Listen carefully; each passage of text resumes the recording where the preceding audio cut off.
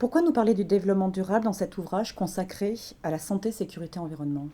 Alors, le développement durable est un mouvement mondial qui concerne à la fois les collectivités, les nations, les États, les citoyens, et qui vise à concilier en fait un développement économique avec les besoins des générations futures et actuelles.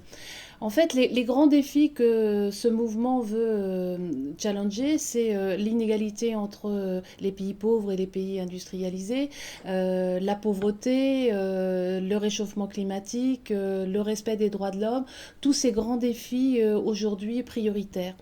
Euh, Au niveau de l'entreprise, ça se traduit par ce qu'on appelle la responsabilité sociétale des entreprises, avec des directions qui font le choix d'une croissance responsable, c'est-à-dire une croissance économique, profit, qui va concilier en fait le respect des hommes et le respect de la planète.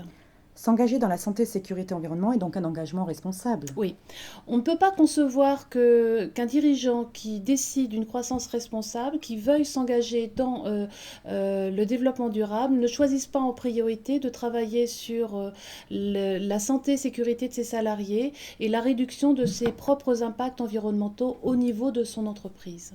Quels sont les référentiels et textes sur lesquels peuvent s'appuyer une entreprise qui veut s'engager dans le développement durable? Pour démarrer, naturellement, bien sûr, il faut citer l'ISO 14000 pour l'environnement, l'OSAS 18001 pour la santé, sécurité, environnement. Après, une fois ces éléments posés, il y a bien sûr la 9001 pour la démarche qualité. Et puis, progressivement, pour aller plus loin vers le développement durable, il existe des tas de référentiels et de textes importants. Je peux citer les recommandations de l'OCDE, mais également le GRI pour tout ce qui est indicateur, et puis le Global Compact. Et puis, bien sûr, aujourd'hui, il faut parler de l'ISO 26000. C'est une norme internationale qui aborde l'ensemble des lignes directrices de la responsabilité sociétale des entreprises.